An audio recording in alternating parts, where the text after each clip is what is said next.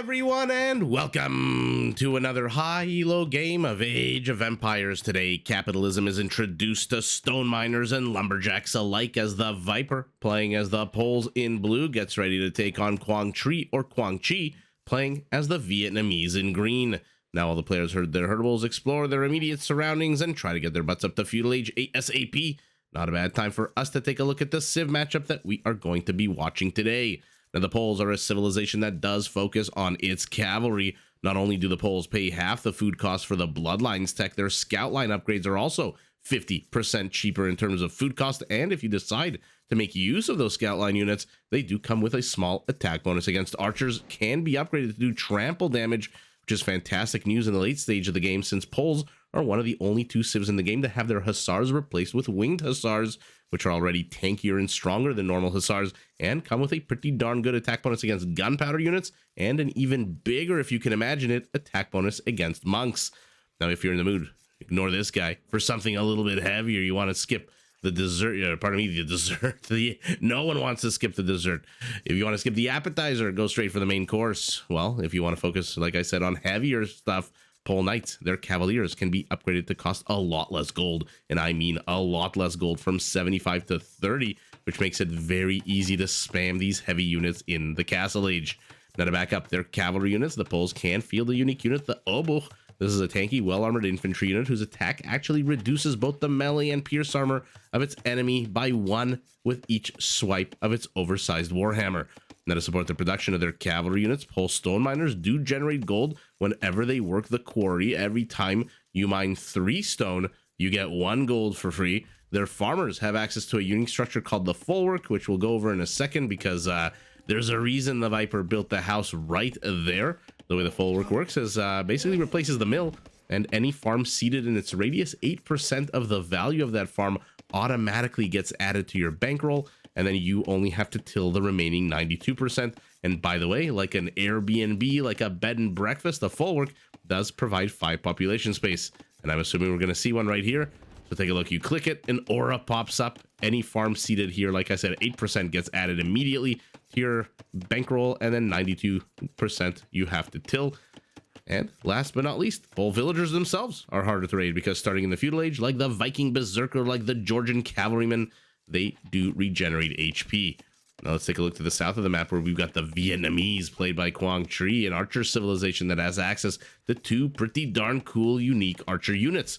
The first is the Rattan Archer, the second fastest foot archer in the game, and one that comes with a pretty decent attack and a massive amount of pierce armor, making it very, very hard for most enemy archer units to kill it.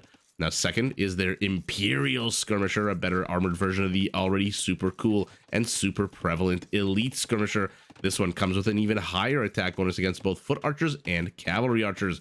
Now, if that's not enough archer for you, every single unit that comes out of the Vietnamese archery range comes with 20% more HP.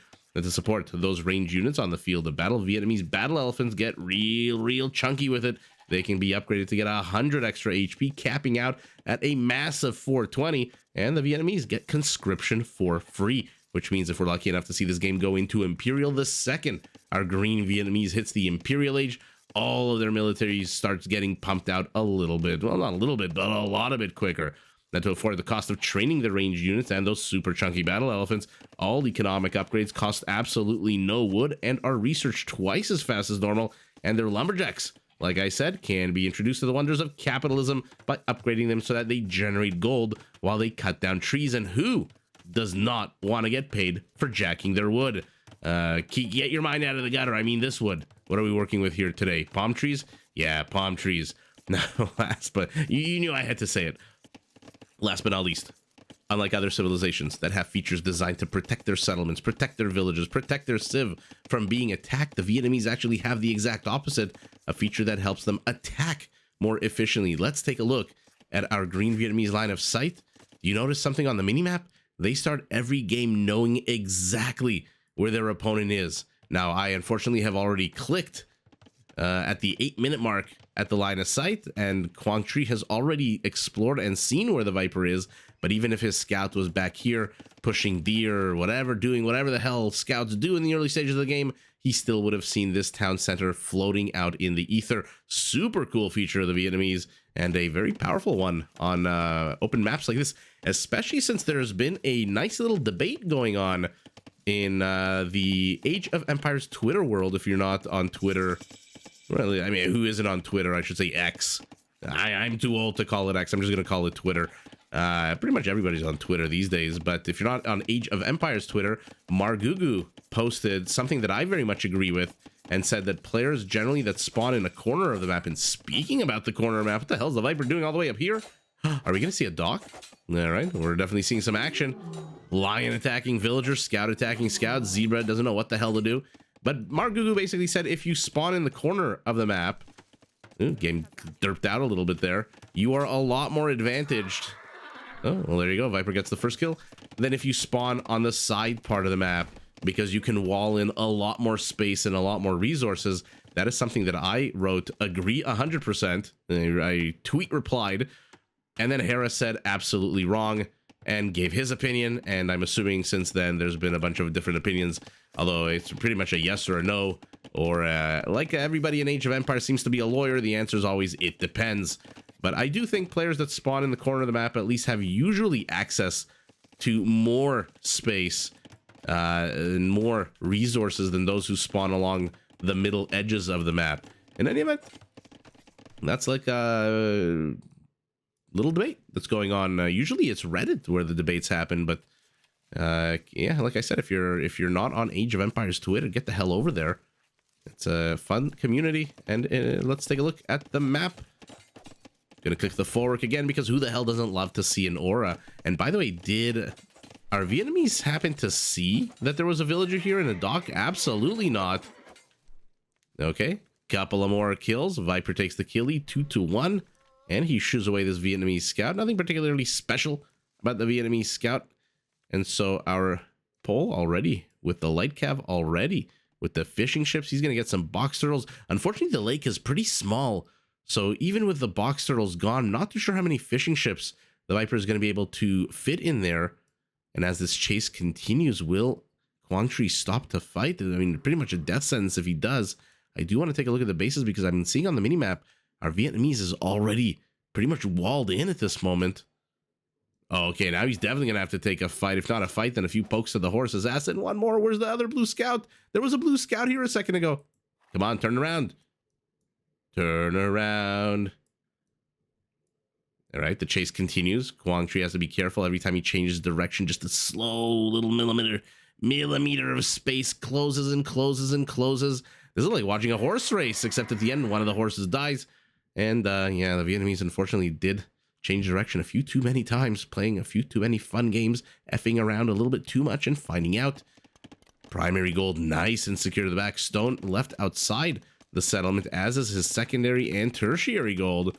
Where is his extra stone? Also left outside. So our Vietnamese opting for one patch of gold, 3 forests, making use of them fantastically, and berries also forming part of the wall, which is not great. Although, do we really expect archers out of the poles? Lately, they've been playing some good foot archer games, and even cav archers we've seen from our pole. Let's take a quick look while the Viper.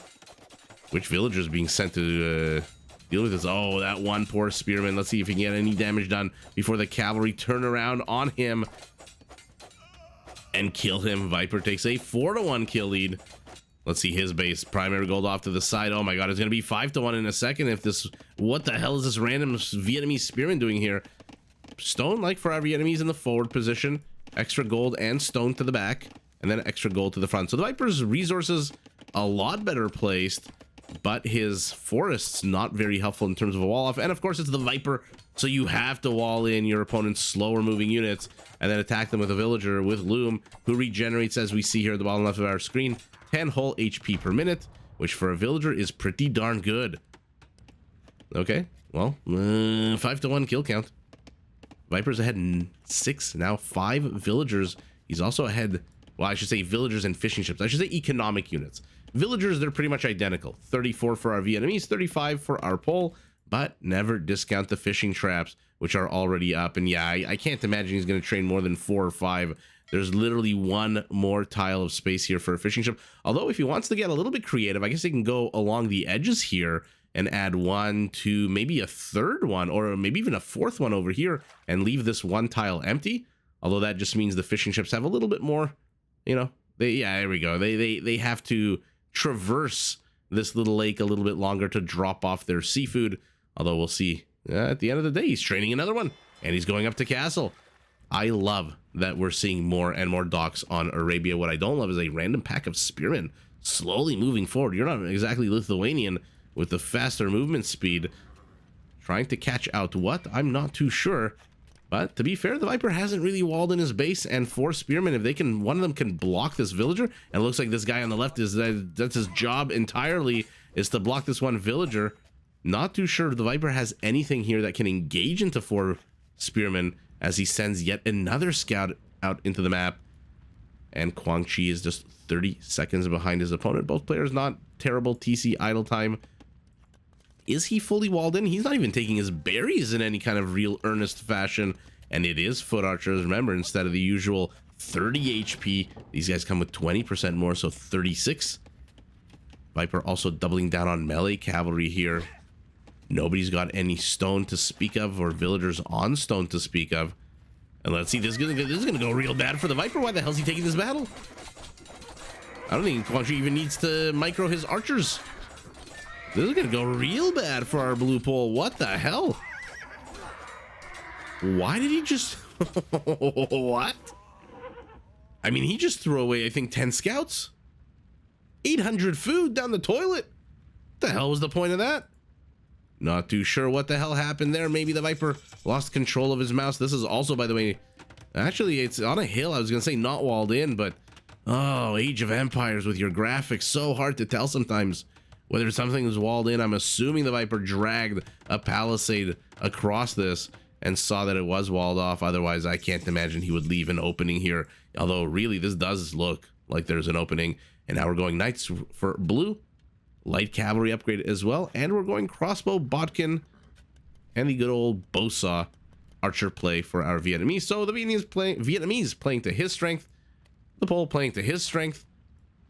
The only thing missing for the Viper are some villagers on stone and castle that will research the Schlachter upgrade, which is the one that reduces the knight cost gold-wise to basically Roman Scorpion, 30 gold. Random spearmen, even a light cavalry unit needs to be careful. This is where micro gets so intense. I mean, this is very much reminiscent of a feudal age battle, except that there are knights out and scouts are now light cav. Crossbowmen do have +2/+1. That is an amazing level of upgrade compared to the +1/+1. Although in 30 seconds, to be fair, the Viper is going to have a lot more maneuverability with husbandry. He's also going to have +2 armor on these guys. And some of these crossbows are pretty darn injured. And so here we go. Let me click on them to show you the HP. Instead of the usual 35 that crossbowmen have, add another 7 for the 20% extra.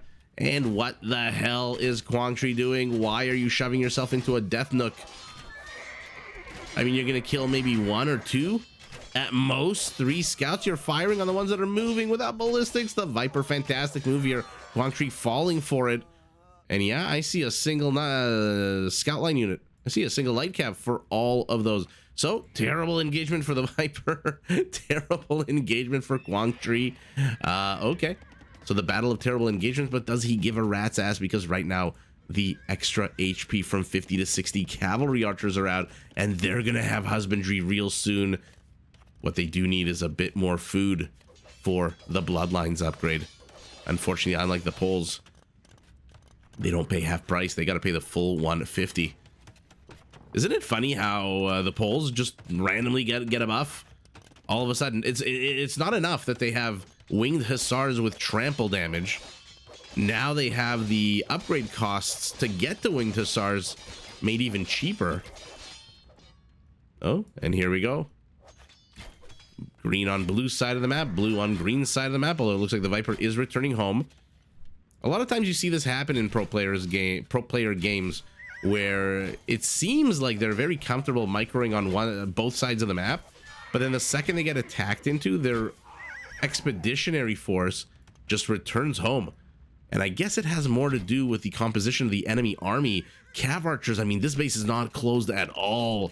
Cav archers in 10 seconds will go up to a massive 80 freaking HP. 3, 2, 1, there it is. They have husbandry with ballistics.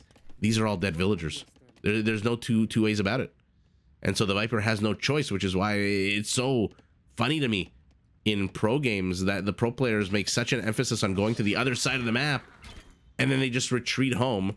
Although, to be fair, I guess the Viper was looking for a empty tile or, you know, wood that got jacked a little too hard, as I always like to say, which, to be fair, is starting to become a real potential problem here for our Vietnamese, who does insert himself into a little bit of a choke point here.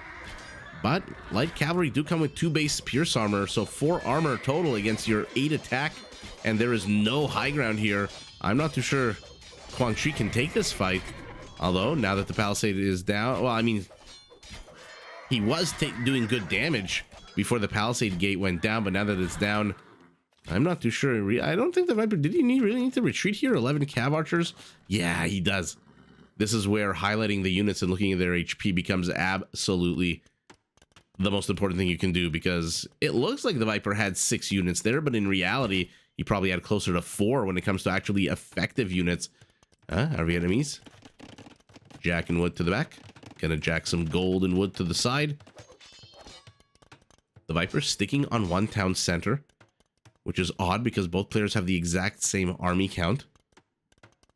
Our Vietnamese is ahead 11 villagers, and as time goes on, if the Viper doesn't punish the 2 extra town center play, the economic play, which, believe me, if anyone knows how to punish, it's the Viper, because he's usually the one playing with the economic play, he's going to find himself absolutely overrun by the Vietnamese. Odd castle placement? I'm trying to think. Yeah, okay. I was thinking maybe it cuts off the left, the right, the gold. But our pole, where is he going to place the castle?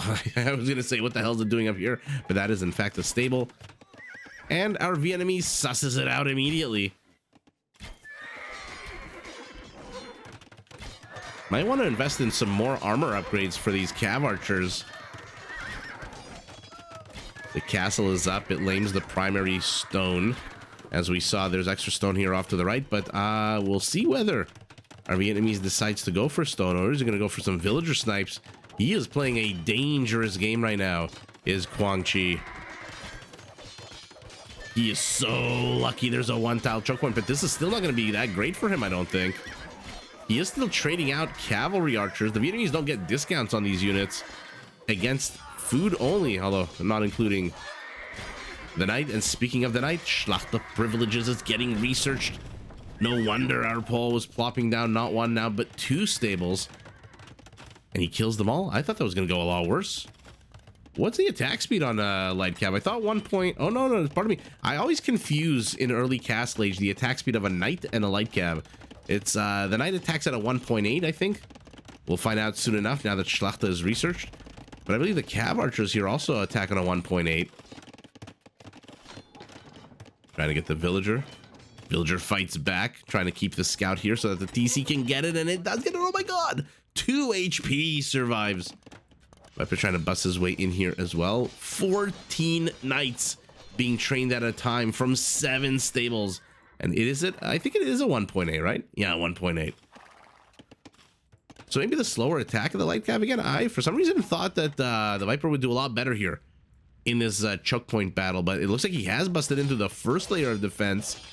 Fortunately, not Hindustani light cav that come with that attack bonus against buildings, so he's gonna have to whack-a-do at that house for a little bit longer. But this is starting to get real dangerous for our Vietnamese. Sure, you've got 35 cavalry archers, and he's heading up to Imperial. 35 cavalry archers. The Viper's got a moment here, and it is only a moment. He's still on 1 town center. He's still struggling economically, down 18 villagers. His army count's not bad, but I mean 30, now 40 cavalry archers, 45 seconds away from Imperial Age with the gold to upgrade them to heavy cav archers, the Viper's got to get damage done immediately. Otherwise, it is real bad news bears, and this is not what you want to do. What the hell is he doing? Looks like he is raiding inside the base. We'll keep an eye on that. Well, might as well keep an eye on it now. Viper's managed to get 2 more villager kills. Make that 3. Oh my goodness, this villager survives as well. Make that 4. Okay, bracer, chemistry. The Viper is in serious trouble right now. He's managed to kill 5 extra villagers, and now they're stable. Looks like Quảng Trị just ran his cav archers through the castle area. Okay, 3v1. Not the way you want to go out. Knight attacking a house, but there's no risk in hell of that ever falling in the next couple of minutes. A tower of all things here for the Viper. He is getting desperate. He knows he's got a real big sword of Damocles hanging over him. And honestly, if these guys ever make it to heavy cav archers, I don't know that even having Schlachter is going to do anything, because your 4 pierce armor against that 11 possible attack is absolutely not effective. So we continue the game. And by the way, no more food for you. Look at that. 1 full work, 2 full work, 3 full works, 4 full works. Lamed, and the Viper taking big risks. These cav archers can do a lot of damage, and they are doing a lot of damage. 46 of them. I don't know what the hell is happening. To the south, there's also cavalry that's killing, it looks like, a good number of Vietnamese villagers. But I am keeping my eyes firmly on here, because once these knights are dealt with, 2, 3, 4 streaming at a time doesn't matter. Once these guys are dealt with, it's over for the Viper, basically. Even though he has managed to kill 22 villagers so far. Let's see what is actually going on down here. Damn you, capitalism, says the Karl Marx knight as he attacks the market. Okay. And there it is. Heavy cav archer. Knights here to the back. And now here we go. Attack-wise, fully upgraded. 11 attack to your 4 armor. I think this is pretty much enough to one-shot the knights. And oh, that's adorable. The Viper just trying to wall. I mean, instincts die hard, muscle memory dies hard. It's funny that he brought the villagers forward. They ran away and died. But yeah, the Viper just falling behind a little here, a little there, a little everywhere, until finally his army count is 1/3 of his opponent, and his economy is 26 villagers smaller. What is that, 35% smaller? And even though he did a decent amount of raiding to the rear of the base, he ultimately does get more villager kills than his opponent. He just, like I said, fell way too far behind, and like the Cuman second town center during Feudal, failed to punish the 3TC greedy, as like people like to call it, even though I don't agree, play of the Vietnamese, who for some reason gets another market. Did he really expect this market to fall? Or does he just love Ayn Rand so much that he just had to get 2 markets on either side? Well, I might as well add a third. Well, might as well add a third. Looks like the south here. Yeah, look at this ratio. 3 knights to 1 cav archer. I mean, the knights even outnumber the cav archers. Well, they used to. But now it is no more. We got heavy cav archers over here firing at the knights. We got heavy cav archers over here. Once this group is dealt with, I mean, nobody is safe. Viper did not wall in his base. Viper did not add any more TCs. Viper did whatever he could to get Schlachter out immediately. And even with Schlachter, and how many stables does he end the game with? It's a good number of stables. He's got a decent amount of resources. The problem is his food income is now totally lamed, because this is going to be over in about 10 to 15 seconds. Another 10 to 15 seconds for the cav archers to move this way.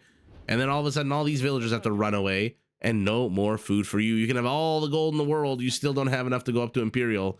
And do you even have a market? Oh my God, did the Viper just not have a market? Well, there you go. All the gold in the world means absolutely bubkiss when you don't have a market. This was cool, and I figured he would put the fishing traps a little further away so that he could fit a few more. Maybe he could fit one more in here. But this is absolutely awesome. Don't get me wrong. I love to see it in Arabia more and more. This, though, kind of, to me, signaled a bit of a desperation move. And the Viper does have enough stone for another castle. And to be fair, if he had placed a... Where can he place a castle here that would lame the cav archers? Like right here? Or maybe delete these 2 farms and place the castle right here? but Cav Archers are notoriously amazing at evading castles. They'll just park their asses down here, over here, over here. These are now 92 HP Cavalry Archers. They don't care about town center fire as much as you think they would, although they don't have that much armor. Anyway, doesn't really matter. What an absolutely fun game. The Viper just getting out macroed and outplayed economically and militarily to the point where look at the size of the Vietnamese settlement civ, whatever you want to call it, almost twice as big. Kill count is almost twice as much, even though, again, the Viper did manage to kill more villagers. 72 Cav Archers to 71 Knights. I mean, a one-on-one, you'd think it was a fair fight, but these guys have to actually catch up to these guys, and these guys move faster than these guys. Now, together with the 64 Light Cav, maybe they could catch up. The Light Cav definitely can catch up, but the Viper didn't even train a third. That's amazing. Not a single spearman, not a single skirmisher, not a single archer unit. He just goes full on scouts. For some reason, in the early stage of the game, in that battle that happened here, sacrificed 800 food for absolutely no reason. PKPM, ridiculous. Ridiculous. 279 for the Viper. And, oh, look at that. Pretty much the same time. A few minutes apart. Economy is also not too dissimilar. The Viper obviously making no use of his market because he doesn't have a market. Nobody had any relics because nobody trained any monks. And our Vietnamese didn't even have a single castle. But what he did have is more than double the gold. A bit more wood. This is where your Cav Archers come. A lot more food. This is where your Knights and your Scout Line units come from. 5 raisings to 1. But not really a raisings intensive or relevant game. The Viper just way too open, way too slow, and way too behind in this game. And the Vietnamese just overpowers with this heavy Cavalry Archer 11 attack. While the Viper is firmly stuck like in quicksand, stuck in a bog, in the bog of Castle Age. He doesn't even have the second structure he needs.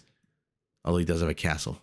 So not as dramatic a statement as I thought it would be, but he does have a castle. So he does have the prerequisite to go up to Imperial Age. What is going on here? There's a lot of animals here.